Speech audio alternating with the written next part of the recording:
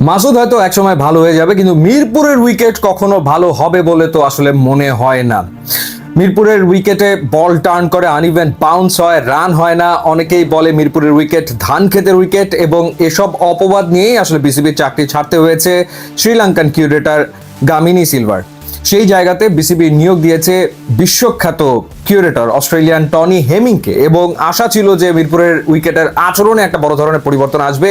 কিন্তু আমরা দেখলাম যে লাউ সেই কদু, কালো রঙের উইকেট, এবং সেখানে ভয়াবহ রকমের টার্ন এবং আনইভেন বাউন্স রয়েছে, এবং ব্যাটিং করাটাই মুশকিল। পৃথিবীর কোনো উইকেটে আগে ব্যাট করে 200 রান করে ম্যাচ জেতার আত্মবিশ্বাস পাওয়া যায় না, কিন্তু মিরপুরে কোনোভাবে ওয়ানডেতে আগে ব্যাট করে 200 রান করতে পারলেই হয়ে গেল। মোটামুটিভাবে ধরে নেওয়া যায় যে ম্যাচ জেতা যাবে, এবং ওয়েস্ট ইন্ডিজের বিপক্ষে সিরিজের প্রথম ওয়ানডেতে দেখা গেল তাই। গত কয়েক বছর ধরে আসলে তাই ঘটছে মিরপুরে। প্রথমে ব্যাট করে কোনোভাবে 200, 210, 220 করতে পারলেই এখানে ম্যাচ জিতে যাওয়া যায়। এবং ওয়েস্ট ইন্ডিজের বিপক্ষে প্রথমে ব্যাট করে বাংলাদেশ করেছিল 207 রান, এবং তখনই আসলে বোঝা গিয়েছিল যে যেহেতু বাংলাদেশের বোলিং লাইন আপে মেহেদী হাসান মিরাজ রয়েছেন, তানভীর রয়েছেন, রিশাদ রয়েছেন, সুতরাং এই ম্যাচ আসলে বাংলাদেশ জিতে নেবে। বোলিংয়ে রিশাদ হোসেন অসাধারণ বোলিং করেছেন। ধান খেতেও আসলে 6 উইকেট পাওয়াটা চারটিখানি কথা না। ঋষাদের bowling day by day improve করছে, তার বোলিংয়ে গুগলি যোগ হওয়ার ফলে আসলে ব্যাটসম্যানদের খেলতে মুশকিল হচ্ছে। ঋষাদ সাফল্য পাচ্ছেন এবং মোটামুটি ধারাবাহিকভাবেই সাফল্য পাচ্ছেন। টি20তে তো পাচ্ছিলেনই, ওয়ানডেতে এবার তিনি আসলে ম্যাচ উইনিং পারফরমেন্স দিয়েছেন, এবং তিনি রেকর্ড করেছেন প্রথম স্পিনার, বাংলাদেশি প্রথম স্পিনার হিসেবে ওয়ানডেতে 6টা উইকেট তিনি নিয়েছেন, এবং ডানহাতি স্পিনার হিসেবে প্রথমবার তিনি 5 উইকেট নিয়েছেন। কিন্তু আরো বড় কীর্তি তিনি গড়তে পারতেন। 35 রানে 6 উইকেট নিয়েছেন তিনি, কিন্তু তিনি আরো বড় কীর্তি গড়তে পারতেন। বাংলাদেশের ইতিহাসে ওয়ানডেতে বেস্ট বোলিং ফিগারটা মাশরাফি বিন মুর্তজা, তিনি 26 রানে 6 উইকেট নিয়েছিলেন কেনিয়ার বিপক্ষে, এবং সেটা 2006 সালের ঘটনা। এবং রুবেল হোসেন নিউজিল্যান্ডের বিপক্ষে 6 উইকেট নিয়েছেন 26 রানে।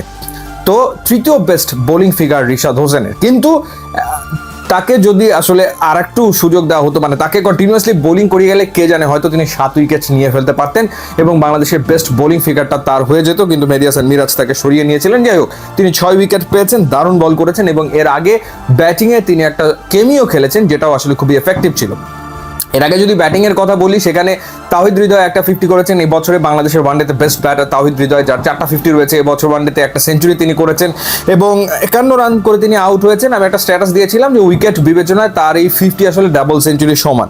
অবশ্যই মাহিদুল অঙ্কনের কথা বলতে হয় যে অভিষেক হয়েছে তার, এবং এরকম উইকেট এরকম কন্ডিশনে তিনি খেলতে নেমেছেন চাপের মুখে, কিন্তু তিনি 46 রানের একটা ভালো ইনিংস তিনি খেলেছেন 76 বলে।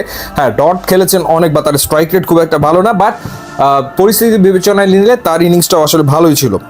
রিশাদ 13 বলে 26 রানের একটা ইনিংস খেলেছেন।